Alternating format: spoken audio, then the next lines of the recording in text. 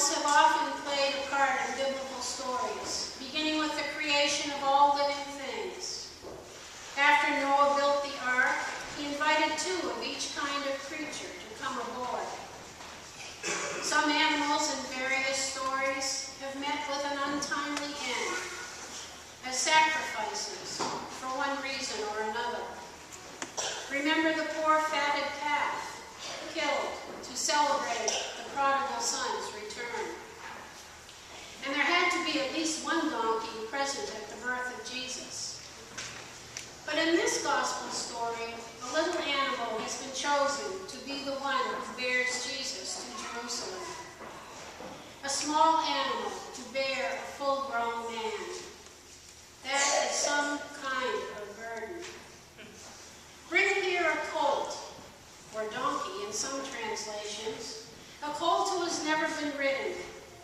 If anyone asks why you are untying it, just say, the Lord needs it. The story I heard as a child told of Jesus choosing a donkey. I think a donkey makes a better story. Colts are more acceptable to people. Most would think of a baby horse. What could be cuter than that? But it would be more like Jesus to choose a lowly kind of animal. We have heard people say that donkeys are lazy. When Alan and I were in Morocco, we saw donkeys, which are rather small, carrying what I thought were burdens too heavy for them. Yet they did it. Day after day they worked with whatever burden the men put on their backs. My heart went out to them. Donkeys are perceived to be stubborn, but it really seems to be more a matter of self-preservation. It's difficult to force or frighten one into doing something if it senses danger. If they're treated humanely, they will willingly carry a burden. Like the small animal that carried Jesus, we too have burdens. Some are known only to us, not recognized by others. We may be estranged from family or friend. We may have a chronic illness, or like me, be advanced in age, unable to do the things we once did with ease. Or perhaps a mental illness that allows us to function barely.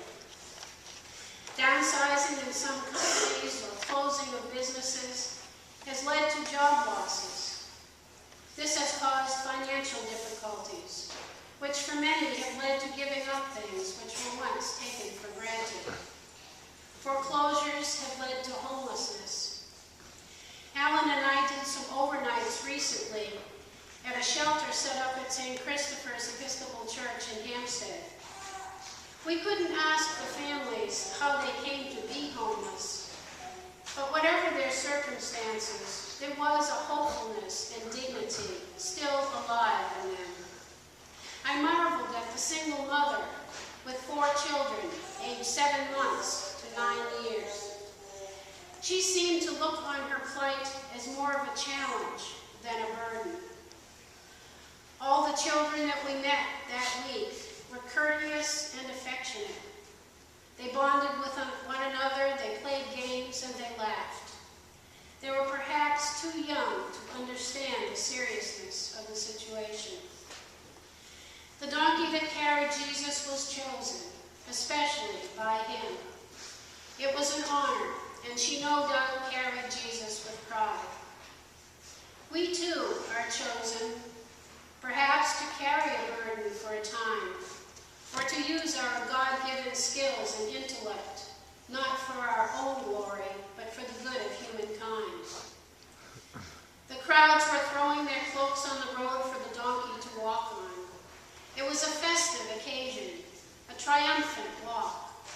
The multitude of the disciples began to praise God joyfully, shouting, "Blessed is the King who comes in the name of the Lord. Peace in heaven and glory in the highest heaven." What could possibly happen to dampen their spirits? How could such joy turn to such sorrow? But as Paul Harvey would have said, we know the rest